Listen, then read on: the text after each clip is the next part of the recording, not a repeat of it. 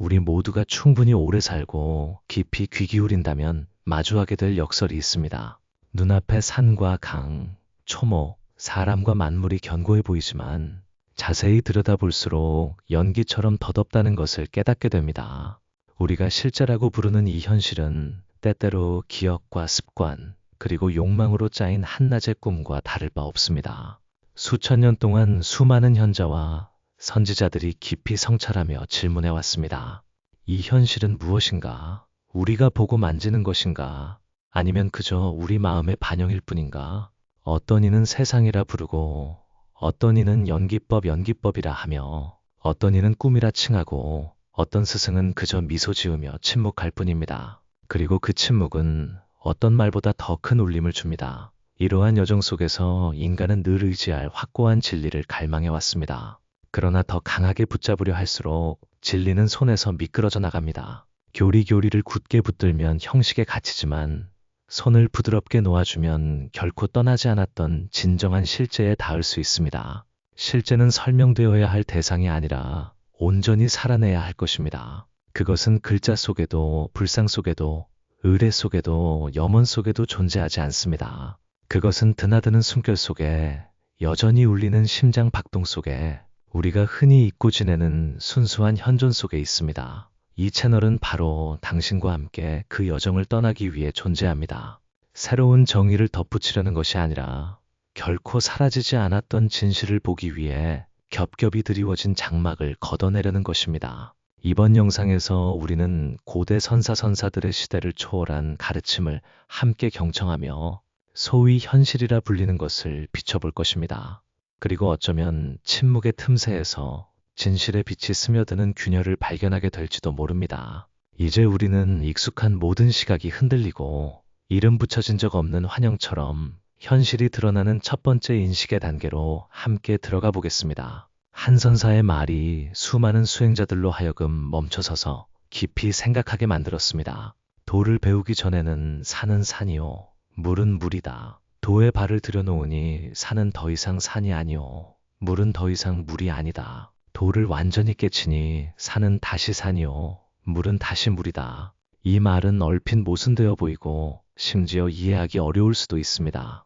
그러나 바로 이 역설이 우리가 실제의 본질을 들여다볼 수 있는 문을 열어줍니다. 인간은 본래 기억과 개념, 이름이라는 렌즈를 통해 모든 사물을 바라보는데 익숙합니다. 우리가 산을 산이라 부를 때 그것은 진정한 산 자체가 아니라 우리 눈앞의 풍경에 우리가 더 씌운 이미지이자 개념일 뿐입니다. 저 산은 어린아이의 눈에는 놀이터가 되고 시인의 눈에는 시적 영감의 원천이 되며 광부의 눈에는 광물이 묻힌 곳이 됩니다. 그러나 산 자체는 본래 그 어떤 이름도 붙지 않은 채 그저 존재할 뿐입니다. 수행의 여정에 들어서면서 많은 이들은 이러한 정의의 겹겹 속에 감춰진 인공적인 면을 분명히 보기 시작합니다. 산은 더 이상 단순히 산이 아니며 물은 그저 물이 아닙니다. 모든 사물이 고정된 틀에서 벗어나듯 희미해지고 현실은 공허하고 불안정하며 더 이상 붙잡을 것이 없는 듯 느껴집니다. 이는 확실하다고 여겼던 모든 것이 눈앞에서 해체되면서 마음이 혼란에 빠지는 단계입니다. 그러나 바로 그때 지혜의 문이 열리며 우리는 자신의 마음이 만들어낸 환영들이 겹겹이 쌓여 있음을 보기 시작합니다. 그리고 도를 완전히 깨칠 때 산이라는 개념에 얽매이지 않는 시각이 열리면 산은 다시 산이요, 물은 다시 물이 됩니다. 그러나 이번에는 선입견이나 관념에 물들지 않은 그 본래의 진정한 산입니다. 그것은 대립적인 구분 없이 맑고 순수한 모습 그대로 드러납니다. 이때 우리의 시선은 처음에 단순함으로 돌아오지만 그 단순함은 집착을 부수고 깊은 이해를 거친 큰 순환을 통과한 것입니다. 우리의 시각은 대부분 조건화되어 있습니다. 태어날 때부터 우리는 이것은 테이블이고 저것은 의자이며 이것은 옳고 저것은 그르다고 배워왔습니다. 그리고 점차 우리는 현실이 그러한 명명 속에만 존재한다고 착각합니다. 우리는 있는 그대로를 보지 못하고 오직 마음이 이름 붙인 것만을 봅니다. 바로 이것이 두 사람이 같은 풍경 앞에 서 있어도 각기 완전히 다른 현실을 보는 이유입니다. 선사들은 이를 보는 것에 환영이라고 불렀습니다. 현실이 우리를 속이는 것이 아니라 우리 마음이 현실의 수천 겹의 껍질을 스승은 말없이 창밖에 바람에 흔들리는 나뭇가지를 가리켰습니다. 제자는 한동안 바라보다가 고개를 숙이고 조용해졌습니다. 꽃은 여전히 피고 바람은 여전히 흔들리지만 붙잡으려 하는 사람의 마음만이 혼란스러울 뿐입니다. 우리가 보는 것의 환영을 깨달을 때 단순하지만 심오한 진실을 인식하기 시작합니다. 세상은 우리가 생각하는 것처럼 고정되어 있지 않습니다. 모든 것은 움직이고 끊임없이 변합니다.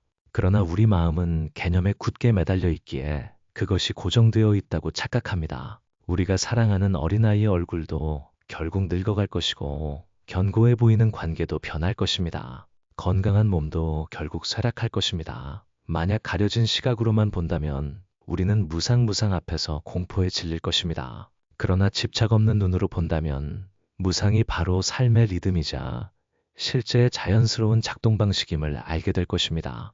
이 인식의 층위는 그림에서 덮개를 걷어내는 것과 같습니다. 그림은 본래 그곳에 있었지만 우리는 장막을 통해 보는데 익숙해져 그것이 진짜라고 착각한 것입니다. 환영을 인식할 때 비로소 우리는 실제가 우리가 생각했던 것이 아니라 바로 여기 지금 현존하는 것임을 보기 시작합니다. 그리고 바로 그 토대 위에서 여정은 우리를 더 깊은 곳으로 이끌 것입니다. 우리가 보는 현실이 대부분 반영일 뿐이라면 이 모든 이미지를 비추고 있는 거울은 무엇일까요? 자신의 시각이 종종 개념과 습관의 층으로 가려져 있음을 깨달았을 때 자연스럽게 한 가지 질문이 떠오릅니다. 그렇다면 이 모든 이미지의 근원은 어디에 있는가? 선사들은 종종 단순하면서도 심오한 비유를 사용했습니다.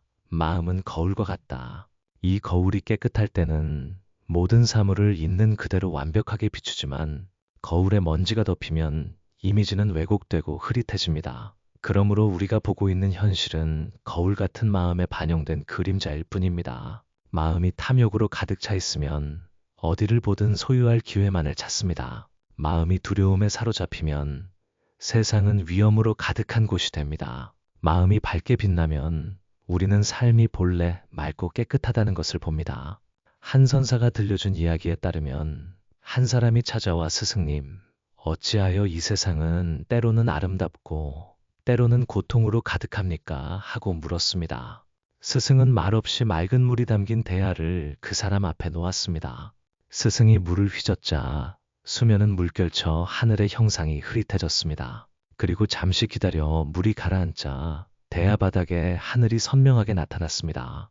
스승은 그것을 가리키며 말했습니다. 하늘은 본래 맑지만 물이 움직일 뿐이다. 그 가르침은 수행자의 마음에 침을 놓듯 파고들었습니다. 우리가 고통받는 것은 대부분 세상 때문이 아니라 우리의 거울 같은 마음이 흔들리기 때문입니다. 마음이 고요할 때 모든 사물은 있는 그대로 드러나며 무엇을 더하거나 뺄 필요도 색을 칠할 필요도 없습니다. 마음이 소란스러울 때 모든 사물은 자아의 적이나 도구로 변합니다. 경전에서 부처님은 망상을 하늘을 가리는 구름에 비유했습니다. 구름은 짙을 수도 새까맣게 변할 수도 있어 우리로 하여금 푸른 하늘을 잊게 할 수 있습니다. 그러나 푸른 하늘은 결코 사라지지 않았으며 단지 우리가 보지 못할 뿐입니다. 이와 마찬가지로 실제의 본질은 본래 맑고 깨끗하지만 마음이 욕망과 분노, 어리석음에 가려져 있기에 우리는 왜곡된 그림자만을 보고 그것을 세상이라 부릅니다. 현대과학 또한 유사한 방식으로 이를 설명합니다. 신경과학자들은 뇌가 세상을 원본 그대로 받아들이지 않는다고 지적합니다. 뇌는 항상 감각기관으로부터 받은 정보를 여과하고 자르고 재구성하여 생존에 필요한 버전으로 나타냅니다. 눈앞의 현실은 과학적으로 볼 때도 그저 신경지도의 한 부분일 뿐 실제 지형은 아닙니다. 수천 년 전 선사들이 직관했던 것을 오늘날 과학이 다른 방식으로 확인하고 있는 것입니다. 꽃 한 송이를 바라보십시오. 시인은 그 속에서 시를 보고 정원사는 돌봄의 일을 봅니다. 과학자는 세포 구조를 보지만 꽃은 여전히 그저 꽃일 뿐입니다. 그것은 이름을 지니지도 않고 스스로 의미를 부여하지도 않습니다. 우리가 부여하는 모든 것은 마음이라는 거울에 비친 그림자일 뿐입니다. 이 말은 세상의 존재를 부정하려는 것이 아니라 우리가 세상을 그 순수함 속에서 본 적이 없다는 것을 분명히 보여주려는 것입니다. 우리는 오직 거울이라는 층을 통해 볼 뿐입니다. 그리고 그 거울이 얼마나 충실하게 반영하는 집착, 판단, 비교, 이 모든 것은 거울 같은 마음에 덮인 먼지입니다. 닦는다는 것은 회피하는 것이 아니라 그 먼지를 분명히 보고 자신과 동일시하지 않는 것을 의미합니다. 그때 마음속에 밝고 투명한 빛이 드러나기 시작하고 마음의 거울이 맑아질 때 새로운 발걸음이 열립니다. 우리는 모든 형태와 의례, 상징이 단지 수단일 뿐임을 분명히 보기 시작합니다. 그것들은 궁극적인 진실이 아니라 우리가 지나가야 할 문일 뿐입니다. 이제 여정은 우리를 다음 인식의 단계로 이끌어 선사들이 형태의 파괴를 통해 가려지지 않은 것을 보도록 이끄는 지점으로 인도합니다. 선종의 역사에서 선사들이 세상을 놀라게 한 행동은 적지 않았습니다. 어떤 이는 제자들 앞에서 불상을 부숴버렸고, 어떤 이는 경전을 절 마당에서 불태웠습니다. 어떤 이는 천지를 울리는 한 번의 외침을 질렀거나 손가락 하나를 들어 올렸고, 바로 그 순간 제자들은 문득 깨달았습니다. 이러한 일들을 평범한 눈으로 보면 정말 받아들이기 어렵습니다. 그러나 그 파격적인 행동 뒤에는 한 가지 중요한 메시지가 담겨 있습니다. 진실은 형태 속에 있지 않다는 것입니다. 도를 배우는 사람들은 종종 더 많은 형식을 쌓을수록 진리에 가까워진다고 착각합니다. 그들은 계율을 지키고 경전을 외우고 절을 올리는 것을 마치 공덕을 쌓는 점수처럼 여깁니다. 그러나 선사들은 마음이 형식에 집착하는 한 그 형식은 족쇄가 된다는 것을 분명히 보았습니다. 깨달음의 상징인 불상조차도 우리가 그것을 궁극적인 구원의 대상으로 착각한다면 장애물이 될 수 있습니다. 그러므로 선사가 불상을 부수는 것은 모욕이 아니라 손가락을 달로 착각하지 말라고 상기시키기 위한 파집이었습니다. 유명한 이야기에 따르면 한 제자가 진리를 글자 속에서 찾기 위해 경전 읽기에 너무 심취해 있었습니다. 스승은 그것을 보고 곧 경전을 들고 불 속에 던져버렸습니다. 제자는 경악하며 스승님, 어찌 법보를 태우십니까? 하고 외쳤습니다. 스승은 침착하게 말했습니다. 만약 진리가 종이와 먹물 속에 있다면 불이 타오를 때 진리도 함께 타겠는가? 이 말을 듣고 제자는 마치 의식에 벼락이라도 맞은 듯 멍해졌습니다. 형태를 파괴한다는 것은 형태의 가치를 부정하는 것이 아닙니다. 불상, 경전, 의례, 이 모든 것은 사람들이 도를 상기하도록 돕는 방편입니다. 그러나 만약 거기서 멈춘다면 달을 가리키는 손가락만 계속 바라보고 결코 달을 쳐다보지 않는 사람과 같습니다. 방편은 필요하지만 방편에 집착하면 목표를 잃게 됩니다. 선사들은 인간의 마음이 본래 형식에 의지하기 쉽다는 것을 잘 알았기에 때로는 사람들의 마음 깊숙한 곳을 흔드는 행동을 할 수밖에 없었습니다. 한 번의 외침, 손가락을 들어 올리는 것, 지팡이로 한 대 치는 것, 이러한 행동들은 배우는 사람의 머리에 굳게 박힌 개념의 껍질을 부숴버릴 수 있습니다. 눈 깜짝할 사이에 제자는 생각의 소용돌이에서 벗어나 온전한 현존 속으로 떨어집니다.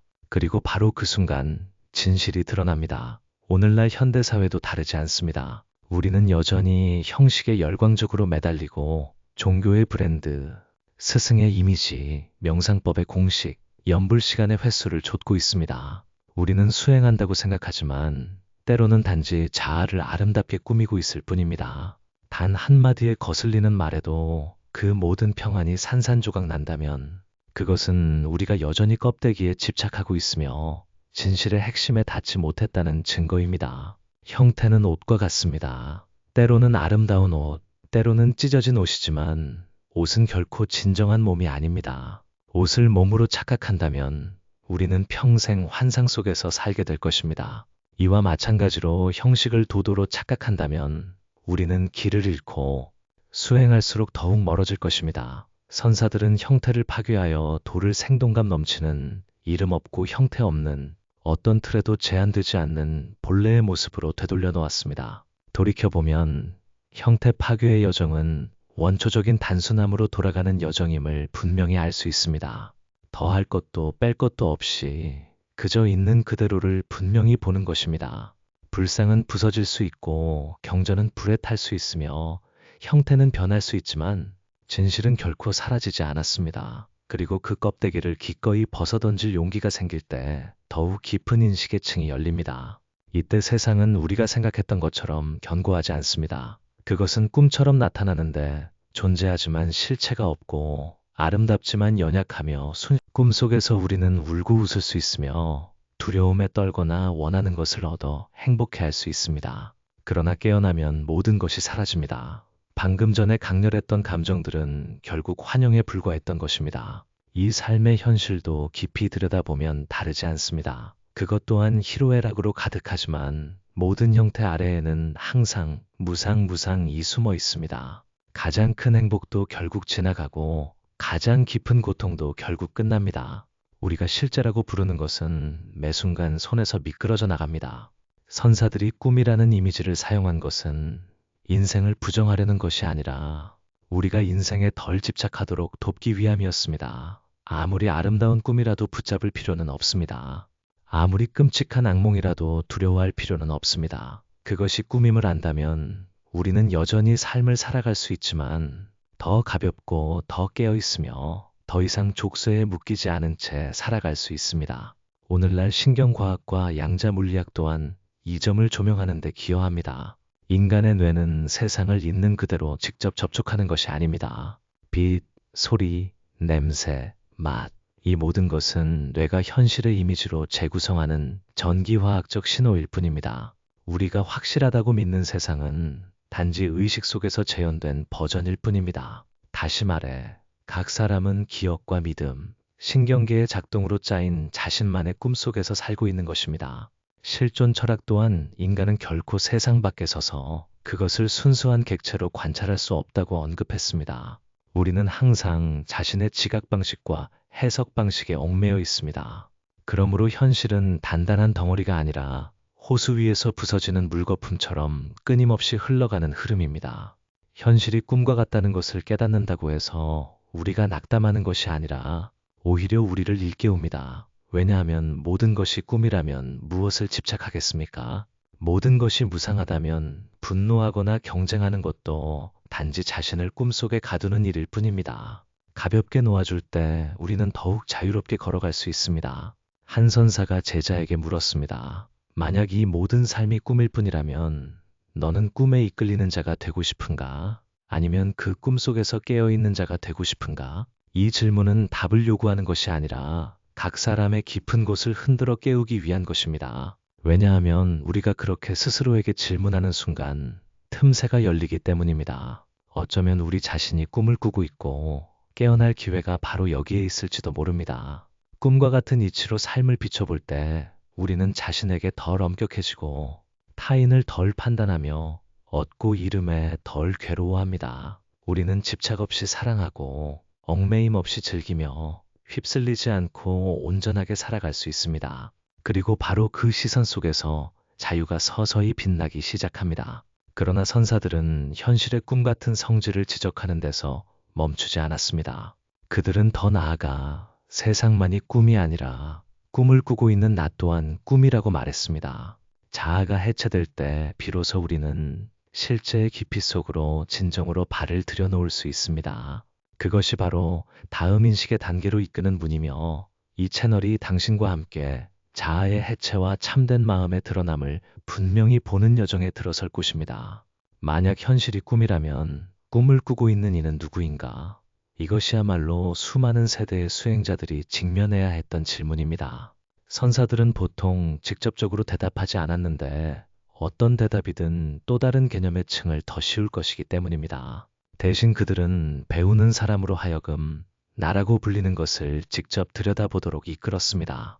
자아는 얼핏 보기에 확실해 보입니다. 우리는 나는 슬프다, 나는 기쁘다, 나는 생각한다라고 말합니다. 그러나 자세히 들여다보면 그 나는 기억과 감정, 그리고 우리가 동일시하는 역할들의 연약한 집합체에 불과합니다. 어제 우리는 특정한 걱정을 가진 사람이었습니다. 오늘은 다르고 내일은 또 다를 것입니다. 그 나는 견고한 토대가 없고 단지 인식의 끊임없는 흐름일 뿐입니다. 그리고 우리는 거기에 이름을 붙입니다. 경전에서 부처님은 이렇게 직접적으로 지적했습니다. 이 몸은 내가 아니오. 이 감수는 내가 아니오. 상상행행, 씩씩 또한 내가 아니다. 이 5가지 쌓이 모은 이 모여 비로소 우리가 나라고 부르는 것을 이룹니다. 그러나 오온 모두는 무상하여 끊임없이 변화합니다. 이처럼 우리가 굳게 붙잡고 있는 나는 본래 임시적인 집합체일 뿐입니다. 한 선화의 선사들은 종종 때리는 행동이나 외치는 소리를 사용해야 했는데 이는 벌을 주려는 것이 아니라 자아라는 환상의 껍질을 부수기 위함이었습니다. 사람이 극도로 흔들리면 마음은 갑자기 멈추고 그 찰나에 나는 의지할 곳을 잃습니다. 그것이 바로 도도로 열리는 문입니다. 일상생활을 자세히 관찰하면 자아가 모든 작은 부분에 스며들어 있음을 알 수 있습니다. 칭찬 한마디에 우리는 기뻐하고 비난 한마디에 우리는 화를 내며 비교는 시기심을 불러일으킵니다. 이 모든 움직임은 나라고 불리는 가짜 중심에서 시작됩니다. 그리고 나가 존재하는 한 고통도 존재합니다. 보호해야 할 것이 무엇인가? 증명해야 할 것이 무엇인가? 불안과 두려움이 남아있는 한 그렇습니다. 자아가 점차 해체된다는 것은 우리가 사라진다는 의미가 아니라 우리가 더 이상 역할과 동일시하지 않는다는 의미입니다. 우리는 여전히 살고 일하고 사랑하지만 허구적인 나에게 얽매이지 않습니다. 마치 연극에서 한 역할을 연기하지만 자신이 배우임을 아는 사람과 같습니다. 연극이 비극적이든 희극적이든 우리는 휩쓸리지 않습니다. 일부 수행자들은 이 경험에 도달했을 때 모든 것이 일어나지만 소유할 사람도 통제할 중심도 없는 광활한 침묵이 열린다고 묘사합니다. 숨은 계속 쉬어지고 심장은 여전히 뛰고 눈은 여전히 보지만 머릿속에서 끊임없이 나라고 말하는 목소리는 더 이상 울리지 않습니다. 그리고 바로 그때 삶은 전례 없는 순수함 속에서 드러납니다. 선사들은 그것을 첫 번째 죽음이라고 불렀습니다. 자아의 죽음입니다. 그 죽음이 일어나야 비로소 우리는 진정으로 사는 것이 무엇인지 알게 됩니다. 그리고 이 문이 열릴 때 또 다른 깊은 층이 기다리고 있습니다. 이름 없는 현실 속에서 살아가며 오직 순수한 현존만이 남아있고 붙잡을 것도 떠날 것도 없는 곳입니다. 자아가 해체될 때 또 다른 문이 열립니다. 더 이상 이름 없는 현존, 소유할 주체가 없는 현존입니다. 그것은 멀고 신비로운 상태가 아니라 바로 눈앞에 펼쳐진 단순한 현실입니다. 단지 우리가 자주 잊고 지낼 뿐입니다. 유명한 선화에 이런 이야기가 있습니다. 어느 날 부처님께서 대중 앞에서 꽃 한 송이를 들어 보이셨습니다. 모두 침묵했고 아무도 이해하지 못했지만 오직 가섭존자만이 미소 지었습니다. 그 미소는 염화미소가 되어 경전 밖의 시민을 전하는 상징이 되었습니다. 진실은 말 속에 있는 것이 아니라 설명이 필요 없이 바로 현존하는 현실 속에서 직접적으로 인식될 수 있기 때문입니다. 그 꽃은 본래 꽃이었지만 가섭의 마음이 더 이상 더러움에 물들지 않았을 때 꽃은 이름 없고 의미 없으며 분별 없는 모든 생명력과 함께 드러났습니다. 이름 없는 현실은 우리가 세상을 떠나야 한다고 요구하지 않습니다. 그것은 매 순간 존재합니다. 아침 새소리, 잎사귀에 떨어지는 빗방울, 가슴으로 드나드는 가벼운 숨결, 모든 것이 여전히 일어나고 있지만 우리가 이름표 붙이기를 멈추고 붙잡기를 멈출 때 우리는 결코 가려지지 않았던 순수함 속에서 삶이 빛나는 것을 보게 될 것입니다. 한 선사는 이렇게 말했습니다. 배고프면 먹고 피곤하면 잠자고 걸으면 걷고 앉으면 숨쉰다. 듣기에는 너무나 평범해 보이지만 바로 그 평범함 속에 핵심이 있습니다. 왜냐하면 사소한 일 하나하나에 온전히 살면서 생각의 층을 덧붙이지 않고 깨달음을 얻으려는 나를 덧붙이지 않는 것, 그것이 바로 이름 없는 현실 속에서 사는 것이기 때문입니다. 현대생활에서 우리는 성공, 실패, 행복, 고통이라는 수많은 개념에 이끌려 다닙니다. 모든 경험에 이름을 붙인 다음 그 이름에 얽매입니다. 한 사람을 만나면 즉시 친구, 적, 낯선 사람, 기분 좋은 사람, 기분 나쁜 사람이라는 딱지를 붙입니다. 그러나 단 한 번이라도 그 사람을 처음 보는 것처럼 이름이나 과거가 개입되지 않은 채 바라본다면 우리와 같은 생명이 숨쉬고 현존하는 것을 보게 될 것이고 거리감은 즉시 사라질 것입니다. 이름 없는 현실 속에서 산다는 것은 우리가 언어나 개념을 부정한다는 의미가 아니라 그것들이 있는 그대로를 가리지 않도록 하는 것을 의미합니다. 우리는 여전히 꽃을 꽃이라 부르고 강을 강이라 부릅니다. 그러나 동시에 우리는 꽃이 단순히 꽃이 아니며 강이 단순히 강이 아니라는 것을 압니다. 이름 뒤에는 말로 다 표현할 수 없는 생동하는 현실이 있습니다. 우리가 그 순간을 맛볼 때 모든 것이 단순해집니다. 우리는 더 이상 어떤 경지에 도달해야 한다고 느끼지 않으며 멀리 떨어진 평화로운 곳을 찾아 헤매지도 않. 그 모든 의지처가 떨어져 나갈 때 더 이상 덧붙일 것이 없는 벌거벗은 현존만이 남습니다. 바로 그 벌거벗음 속에서 자유가 빛납니다. 그리고 이 자유로부터 우리는 경이로운 한 가지 사실을 깨닫게 될 것입니다. 수세기 동안 선사들의 모든 가르침은 우리에게 지식을 더해주기 위함이 아니라 우리가 더 이상 붙잡을 것이 없는 곳으로 되돌아가게 하기 위함이었습니다. 그것이 바로 그 가르침을 시대를 초월한 깨우침의 말씀이라 부르는 이유입니다. 시대가 변해도 그것들은 여전히 울리고 여전히 우리를 일깨우기 때문입니다. 바로 이곳에서 마지막 인식의 층으로 들어가는 문이 열리며 그 가르침은 더 이상 철학이 아니라 진실의 생생한 숨결이 됩니다. 수천 년이 흐르는 동안 선사들의 가르침은 마치 어제 막 튀어나온 듯 여전히 울려 퍼집니다. 그것들이 신비로운 지식을 담고 있기 때문이 아니라 삶과 마음, 실제에 변치 않는 근본에 닿아 있기 때문입니다. 어떤 깨우침의 말씀은 아직 수행하지 않은 사람에게는 거의 무의미하게 들릴 정도로 단순하지만 인연이 충분히 무르익은 사람에게는 활짝 열린 문과 같습니다. 한 선사가 제자에게 물었습니다. 무엇을 찾고 있는가? 제자가 답했습니다. 진실을 찾고 있습니다. 스승이 웃으며 말했습니다. 네가 눈을 뜨면 바로 여기에 있고 네가 눈을 감으면 또한 바로 여기에 있다.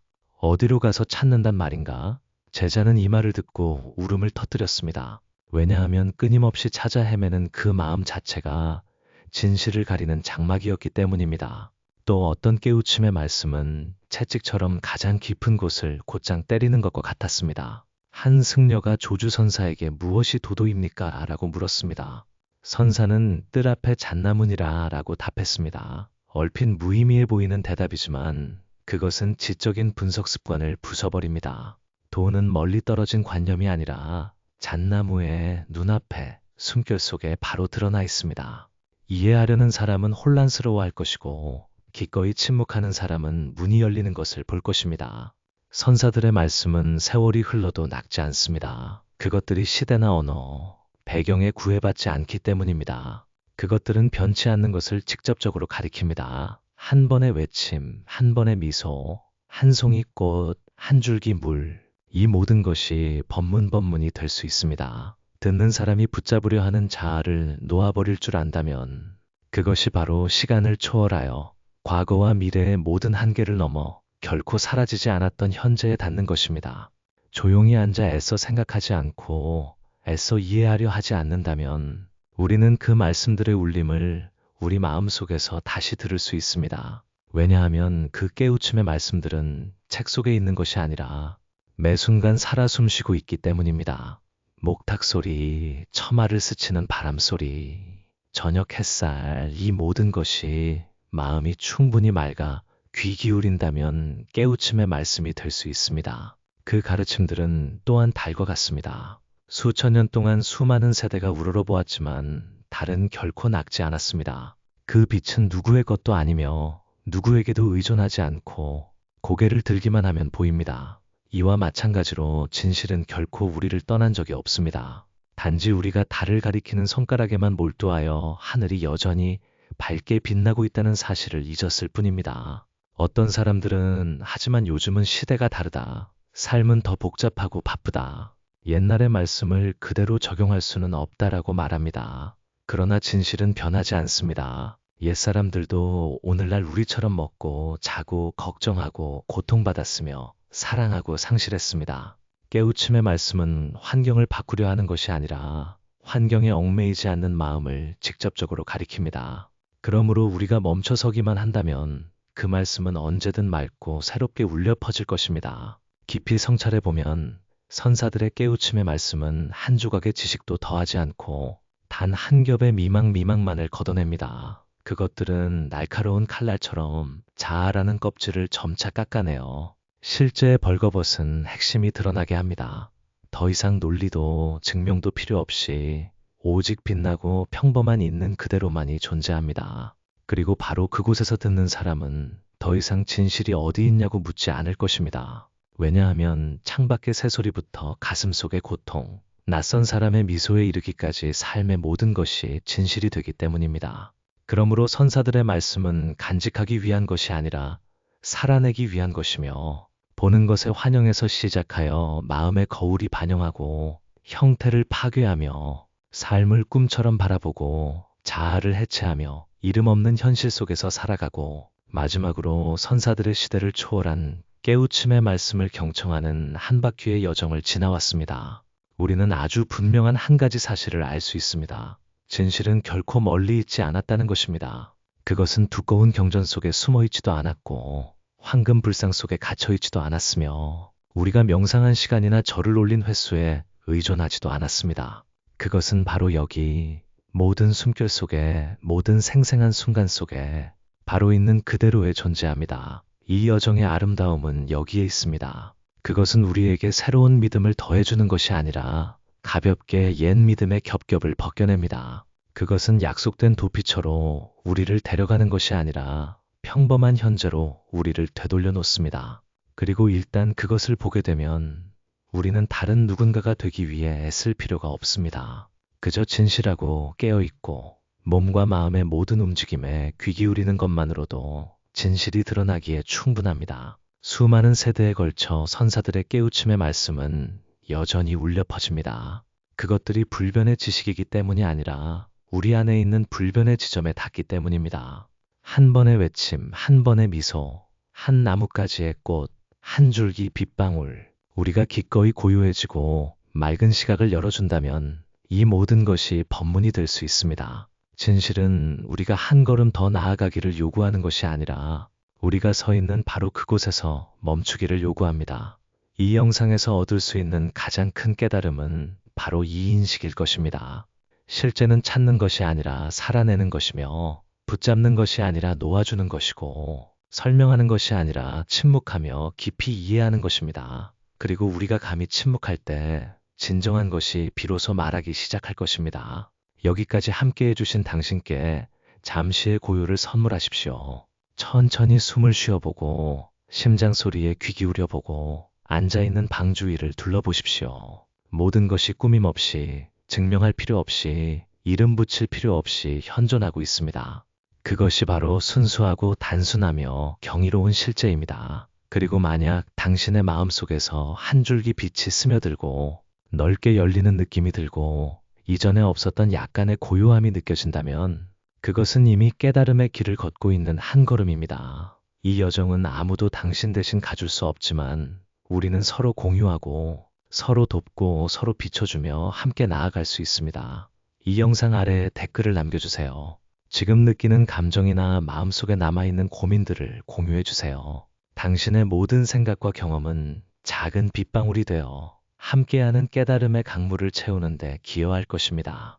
그리고 이 여정에 계속 동참하고 싶으시다면 이 채널을 구독하여 우리가 또 다른 깊은 대화의 장에서 다시 만날 수 있기를 바랍니다. 모든 발걸음마다 평안하시고 모든 숨결마다 고요하시며 모든 시선마다 명료하시기를 바랍니다.